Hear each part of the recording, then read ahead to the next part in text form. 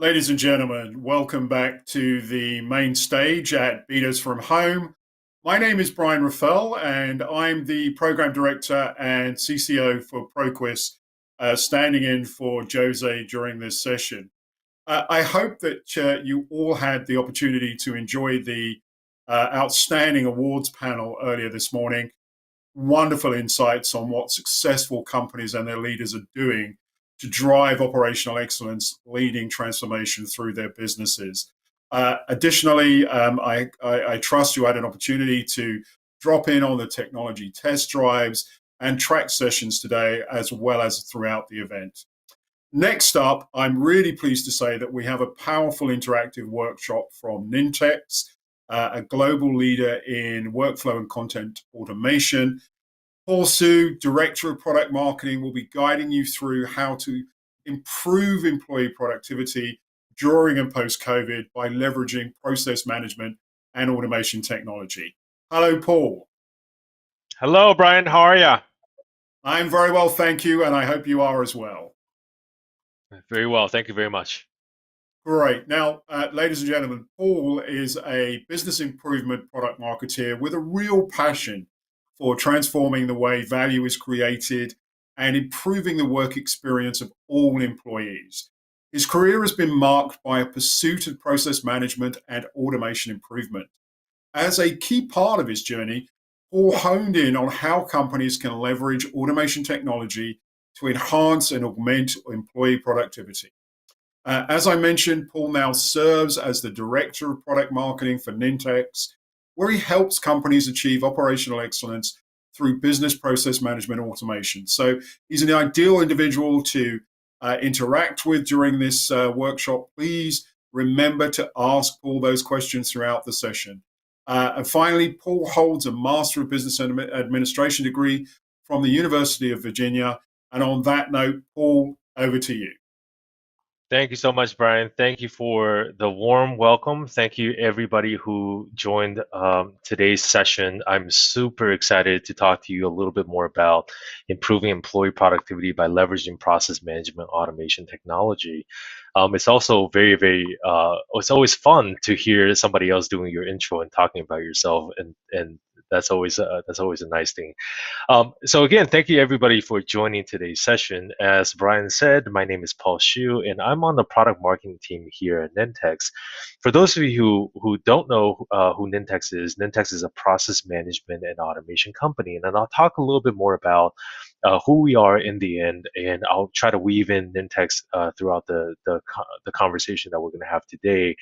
And most importantly, our perspectives as we talk to customers every single day. And that's really also part of my role to talk and work with companies or technology leaders, such as everybody who's on this call, to help them understand how to use our platform to build, manage, and automate a lot of their business processes. Now, look, we've a lot of customers coming to us, especially recently because of the pandemic, that they've brought in. They've bought into this notion of low code, no code automation platform. And they're looking to do more, right? They're looking to automate more. They're looking to tie into some of the exciting AI type of services like cognitive services, things like that.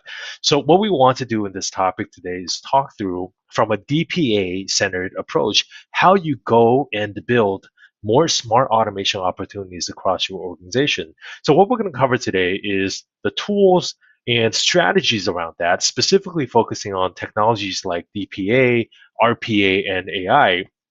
Now, those are a lot of buzzwords, and we're great at three-letter acronyms, just like everybody else. So I thought it would be great to first unpack what some of these terms are for those of you who may be new to this space or just starting out in your automation journey. So I'm going to talk first about the space that we're in, and then we're going to dive into some of the specifics on process management and automation. So that said, let's move forward. We work with a lot of different research firms, Gartner and Forrester being a few of them, to start to talk to them and understand exactly what the future looks like for digital transformation. And so what we see on the slide is that for most of the organizations, they do have a digital transformation plan in place. In fact, 89% of them have some sort of a plan. However, The issue is a whopping 71% of business processes are still handled via paper or Excel spreadsheet, an email, or something like that, instead of getting into some form of digital transformation solution. And I'm sure that we don't expect everybody to just kind of get away from that just from one webinar or one talk. So you're not going to go back into the office tomorrow or next week and magically all of your Excel files and stuff just kind of disappear. But we do believe that with platform like Nintex, opportunities to automate with technologies and AI and RPA and DPA, that we can really start to knock down some of those boundaries that you see in front of you or even in your peer organizations around you as well. So right now, we feel like, say, digital transformation is in somewhat of a flux. Everybody talks about their digital transformation initiatives, and they all have plans around that. But what we actually find in a lot of customers is that while they have large initiatives around that, they're actually probably not doing enough. They think that they've completed that transformation when in reality they likely haven't. They're investing, but that investment is oftentimes not enough. And Gartner mentions that by this year, you can see on the slide, 60% of app development will be done outside of traditional IT teams and will be pushed into business users. And it's going to be served by what we call citizen developer or citizen dev type of organizations. Um, DPA platforms like Nintex is great at serving those citizen devs and pro devs as you start to automate and transform your business. So, anyways, I promised you that I was going to go through some of the acronyms. So let's take a look at what they look like. And we're going to start with some of the terms like DPA, RPA, and AI. And we're going to start with really DPA to start it off. DPA, or what we call digital process automation, sometimes you're going to hear this term being talked as business process automation or BPA. They're really used interchangeably. This is where really Nintex plays in. Nintex is a low code, no code solution to help you automate using a variety of different automation capabilities. And a great example of something like this is, kind of take a look at your existing business systems like CRM or ERP or enterprise content management system, storage system, and they're likely very, very siloed in their usage. Now, some of them may be on-prem, some may be in the cloud, and Nintex is great at being able to connect with these disparate systems so that they talk to each other, and you can automate a process that goes through these systems. And probably most of you already know that, and perhaps even some of you are doing that today. RPA is a little bit new. RPA has really started to creep up over, I would say, the last 5 to 7 years. Now, RPA stands for Robotic Process Automation. And I'll be honest, when I first heard this term, I got super excited because I thought we're all going to get robots around us to help us do stuff. And unfortunately, I was a little bit wrong about that. RPA is a technology that runs on your computers, and we'll talk about some of the differences between RPA and DPA. But what RPA really is that it focuses around what we call that singular automation. It's really, really good at removing the very menial task that a lot of us have to do every single day. So things like go into an Excel file and adding new rows or new columns, or some customers use RPA to go into these old legacy systems that don't have APIs that platforms like DPAs can easily integrate into and actually do screen scraping and pull data in and out of a screen. So it's a great use case for something like that. Now, let's move on to AI. Now, AI is probably one that everyone's heard of by now, right? Some even call it augmented reality, or sorry, augmented intelligence, but mostly we know it as artificial intelligence. And this is really that capability for computer to learn and provide additional capability for humans. There's a lot of great applications of this, and it's a very, very broad and wide term. And there's a lot of sub-discipline around that. Today's talk is not about that. We're not going to go super deep into all of the different opportunities to do automation or things like that with AI specifically, but we do want to talk about how we bring all of these technologies together.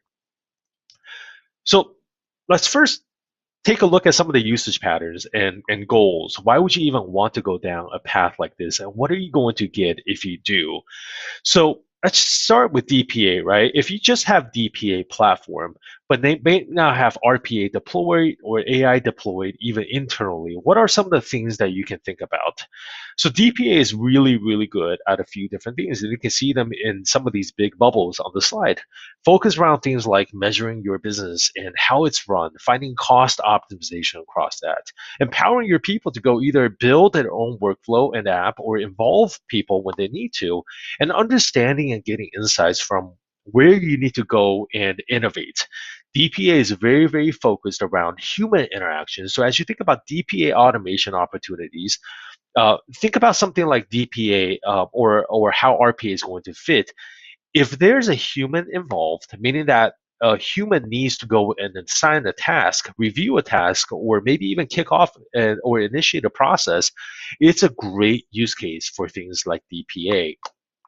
RPA, on the other hand, is a lot more focused around very specific, discrete automations. So while DPA will go and orchestrate a lot of individual activities together into a business process, RPA is traditionally deployed as a single automation opportunity to go into that screen and pull that data off one time, or to go and maybe read an email and pull some information out of that and push into another service. AI is here to go and make all of our lives a little bit better, right? It's here to go and add that additional intelligence that we just couldn't possibly, even with a ton of effort or man hours, ever hope to achieve. So the ability to go and translate text automatically on the fly, or introspect the image and discern it's a human sitting at a desk, things like that. All of these are super great and wonderful capability that AI has promised and is now delivering on providing us. So let's start with an example. I always find it easier to wrap your head around some of these concepts when you have something practical, right? So the example on this slide here is that an email case handling slide or example. So imagine in this scenario when you're in an organization and you live in email, and sometimes email is the thing that actually starts the processes in your organization. So in this fictional scenario, imagine you got an inbox that's monitored by a bot, right? As emails come in, the bot will open up that message and start reading that particular email. Now, this inbox is a great use case for something like service ticket request or maybe customer help from external websites. The bot will open that up and start reading the email. Now, because we have leveraged AI for this, we can now go and gain things like understand sentiment analysis. What is the tone of the message? Based on some sentiment analysis and maybe translation, maybe we're translating from one language to another, and maybe we need to go and determine based upon the tone of the email, what do we actually do with this email, right? And that's a great place to then hand this over to DPA, because DPA is really, really good at total business orchestration. So now DPA can pick up that email and pass that information from the RPA bot. We've already gotten the sentiment analysis done, and based on the business rule, we've already created the process. Do we need to route this to a human for review, or do I just simply go and run with this? Maybe I want to go and kick off a series of additional bots to go into individual systems and update things and pull that information back. At the end of this process, whenever whenever it's overall resolved, and it could be within minutes, it could be within months, it could be within 100 days, reach back out to the sender and let him know where we're at and the status of that. So that could all be handled through that total orchestration of DPA, that singular automation RPA, and using intelligence like AI to help you achieve that. So I oftentimes find that scenarios like this make it easier to digest and help you wrap your mind around some of these concepts when you have something a little bit more tangible to think about. Here's another example, a shorter example for you. RPA, in this case, it's an invoice example, right? RPA, again, monitors mailbox for new invoices coming through. RPA can then scrape that information off invoices and then insert them into appropriate database. And if somehow the invoice looks funky or unclear, RPA can actually start a DPA process that handles invoice review tasks, which is routed to a human to look at. Regardless, once the payment is approved, RPA bot can then start the payment process of the invoice. And doing so basically eliminates the time a human needs to actually look through all of the different invoices that come through to your finance department. And instead, they can focus on other important tasks that they didn't have time to do before. So we've kind of talked about DPA, RPA, and AI, and with everything, right? There's an adoption, and there's a curve that most companies operate under, and this is no different, right? When you're talking about process management automation, as you're looking to combine at what could be some complex projects or technologies like automation and like AI, every company will move at a slightly different pace. But what we found with working with thousands of customers is that there are broadly 5 stages of this smart digital transformation. On the very, very lower left-hand corner on the slide, with very little transformation benefits, but also pretty early on this journey, is nothing. Now, a lot of you may be on this part of the journey. Maybe you haven't started automating anything, or maybe maybe the automation you have is self-contained or siloed into one system. Typically, when we talk to customers, this is the phase that they're trying to wrap their head around or their arms around. What are the different systems we have internally? What are the data we have? Is it structured? Is it unstructured? Where does it come from? Who owns it? What's the life cycle of that? So this is the beginning phase. As you start to move up this transformation curve, what you'll typically find is that we'll start to introduce new technology to assist in this and make you more efficient over time. So when you start to look at automation collaboration in this case, there's a good chance that you're actually doing this today and you may not even know it. Um, for example, if you're using any enterprise content management platform, a lot of those have baked the workflow into that for ages. You may upload a document to the document library into things like Office 365. The workflow process in the backend will kick off. Well, that's automation. A lot of times it's very singular, it's very siloed typically, and if it may only do one thing, but that's still automation. Is a great place to start. It's not uncommon to find both DPA and RPA bots coexisting in the same space. But the real key difference between automation collaboration and that third level, which we call apps, is often that they're not talking to each other. So while they're really automating two different, completely different, really silos. And you as an organization is really not realizing some of the benefits that you get when you start to bring those two together. And apps is what gives you that. The ability to build an app that spans across multiple different line of business systems that has that has the processes and automation behind it, and providing the analytics and insights into the apps that you're building.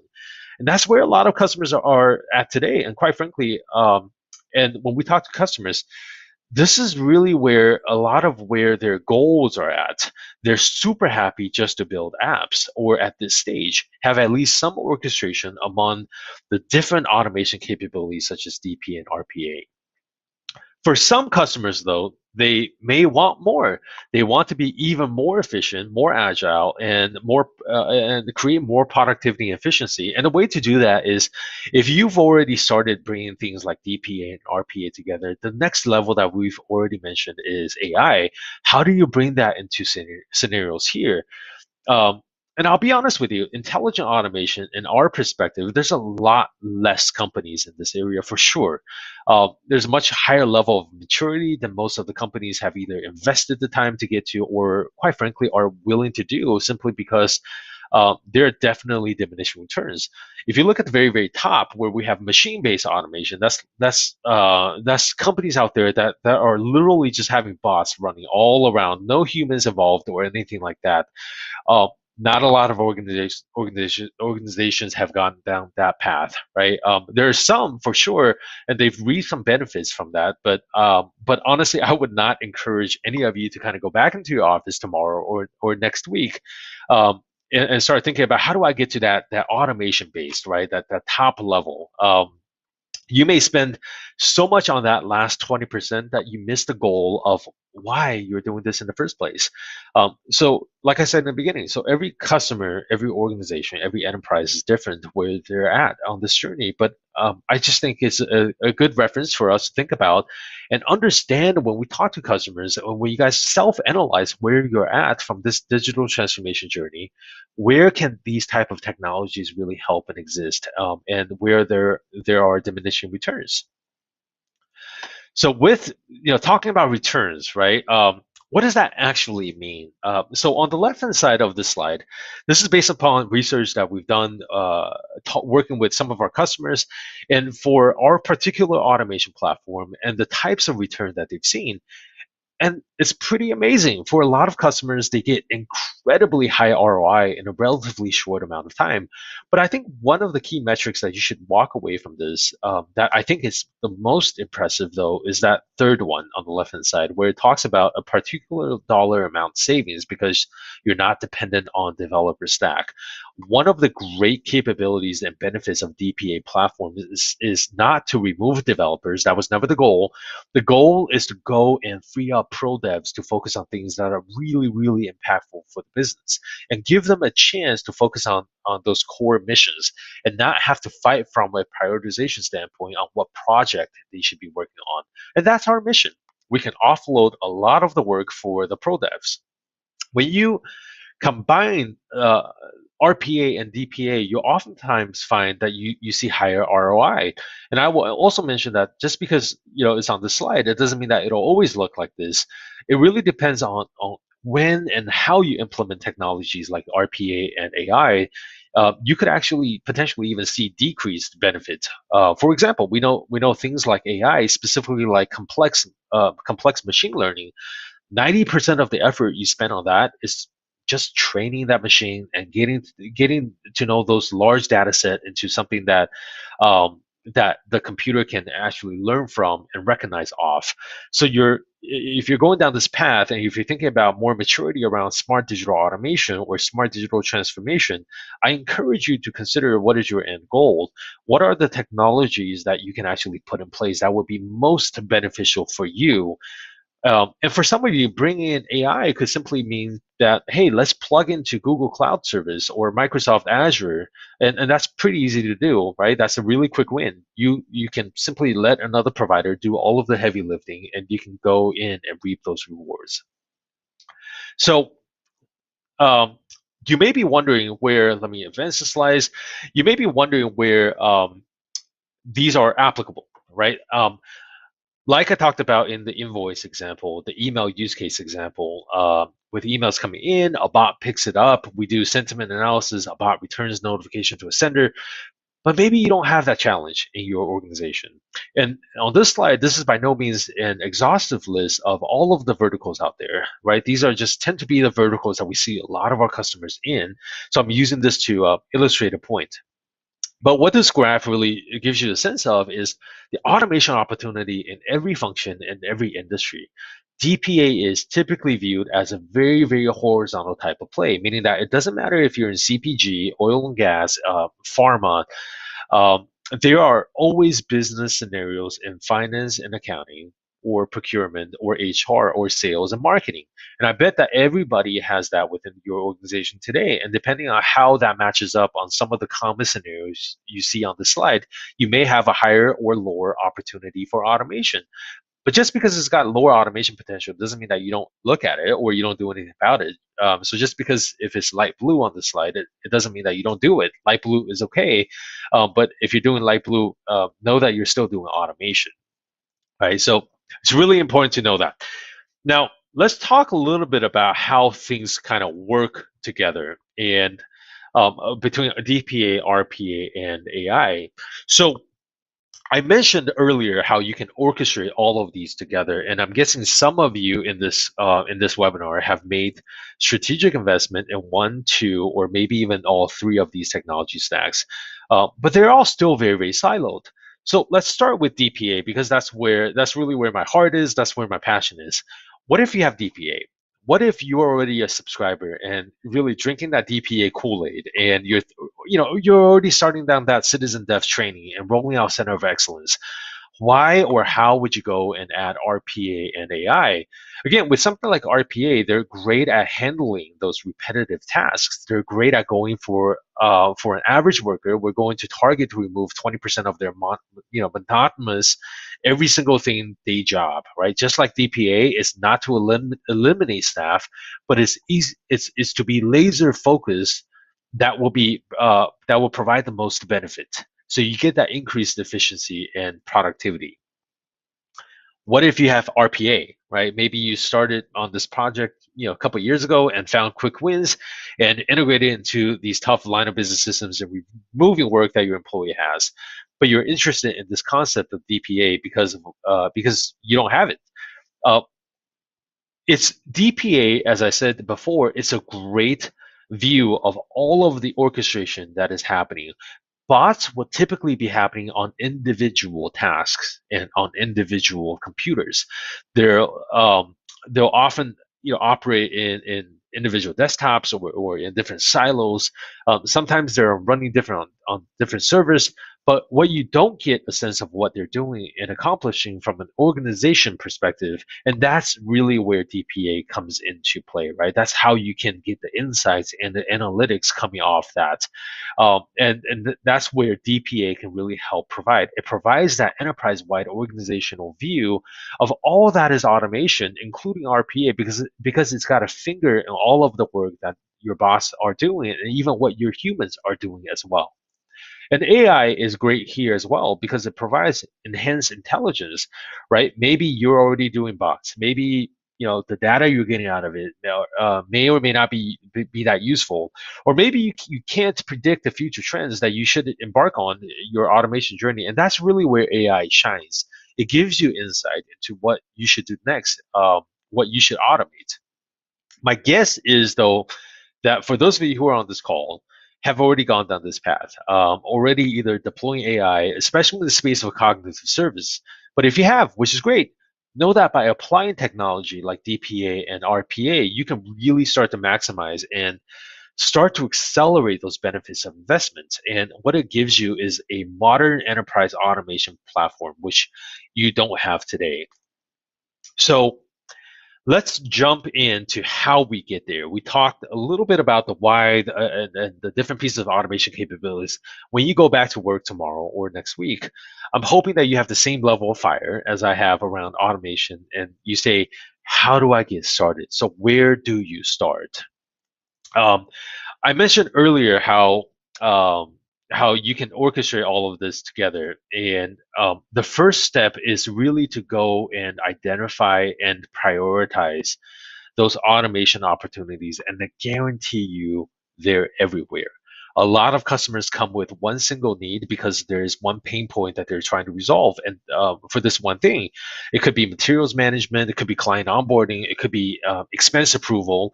But every single customer that I talk to, after they've implemented this one process, they've just magically started to find all these other processes that they can start to build across their organization.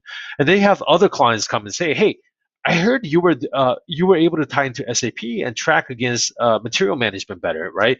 And we're in accounting and we have similar challenges. What can we do about that, right?" So you start to find a lot of these opportunities against that. And it's okay if you just find one or two. Start with quick wins. I would never encourage any customers of mine to go and say, "Hey, we got a massive core mainstream line of business process that if we don't automate today, that's going to shut our business down," right? That's probably not the place to start, regardless of the tech stack you have, right? Kind of learn to walk before you run. Start with things that are quick wins that can show quick value quickly, that you can get comfortable with the technology, and then start building automation center of excellence. From there, you can start tackling bigger projects and problems.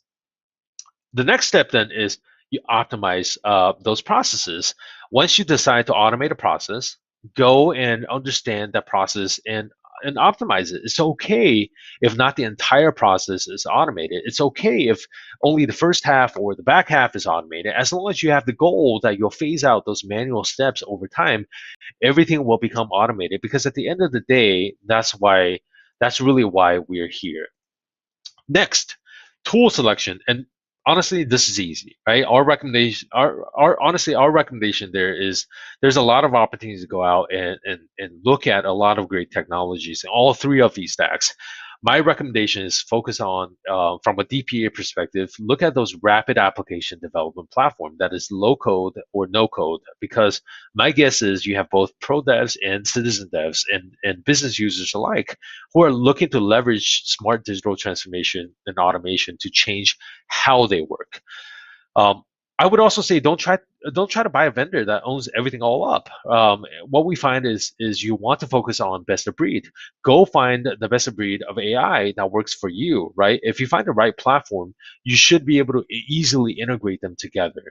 And lastly, provide that ability for IT to support the business. Find the platform that gives you governance and security, because I can tell you that as soon as you roll this out, they're going to want to build things, right? And we've heard from a lot of customers, and you've probably heard this from other DPA or RPA type of talk, where you've heard the same thing, that you're going to want to build that governance model in. So that's really, really important. Lastly, center of excellence, or what we call COEs, are crucial. They're very, very critical. Now, most of you, COE is probably something you've already been doing for a while, and if you haven't, please don't go down the path of standing up DPA or standing up and deploying RPA with AI without COEs in mind, right? COE is so important. When we talk to customers who are incredibly successful, it always comes back to these center of excellences, finding key stakeholders within your organization or groups within your company that knows this technology, that knows the best way to apply it in your use case, is going to be your make or break point, right? COEs are not generic. They should not be. They should always be custom tailored to your unique environment, the way that your people work, the way that your team operates, the environment that you have. You also can go down the path of building a monster COE where it manages all of the technology stack, but that also kind of takes on a life of its own, right? So you could definitely break it down, if you choose to, but definitely regardless of what you do, when you think about DPA, RPA, or AI, definitely think about center of excellences.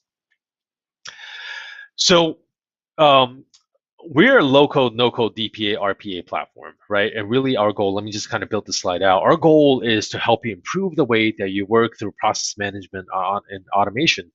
We help you be more productive and give you an end-to-end platform from understanding your processes to automating them to optimizing them. How do we do that though, right? We've actually spent all of our time talking about the various type of automation capabilities you can deploy in your organization, such as DPA stack in the middle here on the slide, or RPA, right?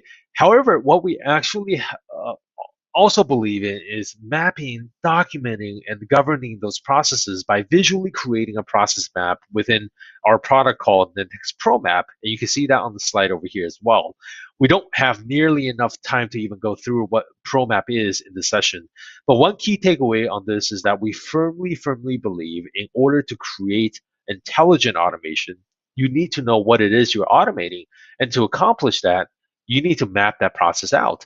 So I encourage you to visit nintex.com to learn more about process mapping and process collaboration using Nintex ProMap. Um, so now with Nintex Process Platform, you can go partner with the best of breed AI provider. It could be Microsoft Azure, it could be Amazon Web Service, it could be Google Cloud. It'll just depend on your use case and your scenario on where you want to start on this journey. With that said, I got one use case right here, or one customer case that I'd like to share with you. This customer of ours of Nintex is called Red River Bank. It's a large community bank based in Louisiana, USA, and they serve customers from 24 locations and specialize in financial services and solutions for their Louisiana-based consumers and as well as small and mid-sized businesses. Um, they were already looking for solutions to help them increase their scalability, and to support these efforts, they needed an automation platform that was not only cost effective and but also met their technology requirements. Um, and they're looking for a solution that was flexible and easy enough to use. After evaluating a lot of different options for workflow automation and RPA, the bank decided to go with Nintex. So take a sip of water. Um, so the bank was really just starting its automation journey when the U.S. government started its small business loan program in response to the COVID-19 crisis. This Louisiana bank wanted to get the much needed cash to its customers as fast as possible. And with the launch of the loan program, pending really the next morning, their leadership team designed a new process with Nintex going from idea to POC in literally just 3 hours. They utilized Nintex Workflow Cloud to capture information required in the Small Business Administration's preliminary application to generate a loan application document, and then overlay on top of that a web form so that the customers can actually go input the fields directly. And with leadership quickly approving the concept, the SBA or Small Business Administration guidelines released the very, very next morning. The Nintex solution went live, and customers were invited to submit their applications immediately.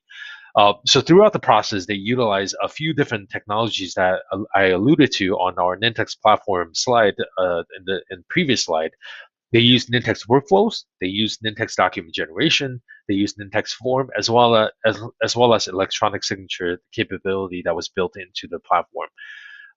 What's really, really cool about this, though, is getting the loan application solution from idea to production literally in just 36 hours.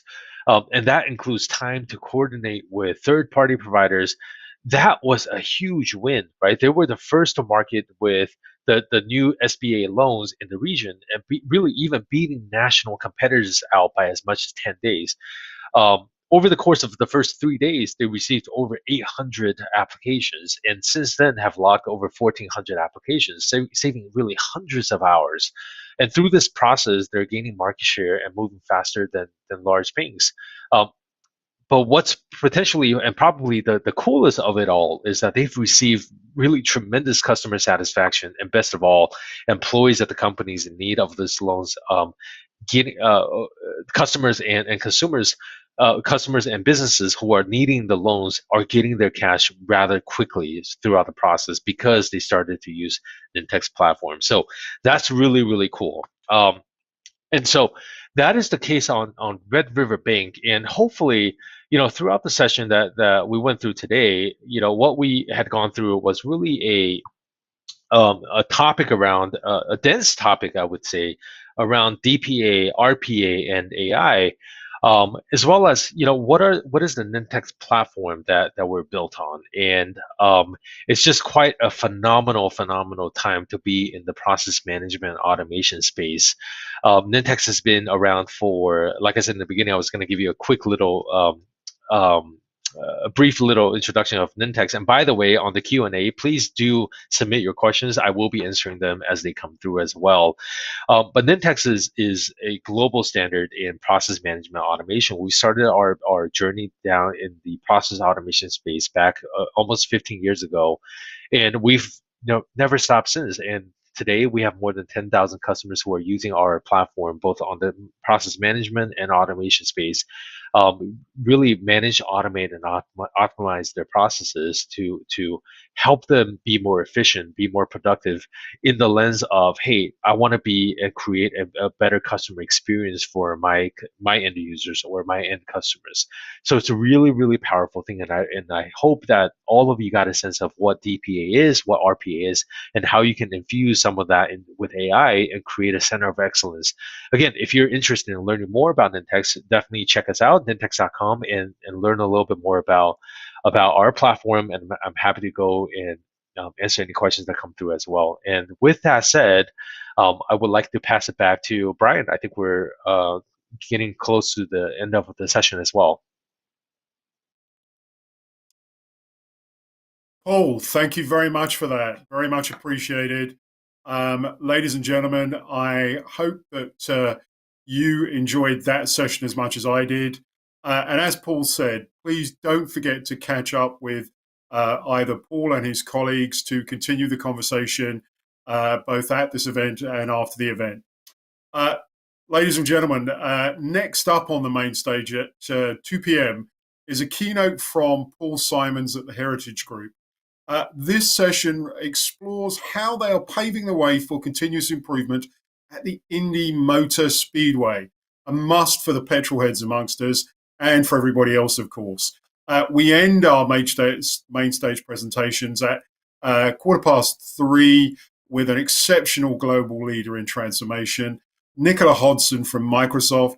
Nicola will be sharing key lessons learned from managing digital transformation across 100,000 people at Microsoft. You simply cannot miss this.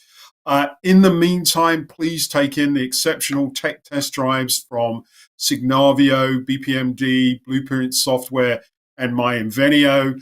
Enjoy meetings at the export booths to be in with a chance to win a prize with over $1,000 of value. Get those last few track sessions in. There's an extensive amount of expertise available to you right now. Please ensure that you enjoy that opportunity.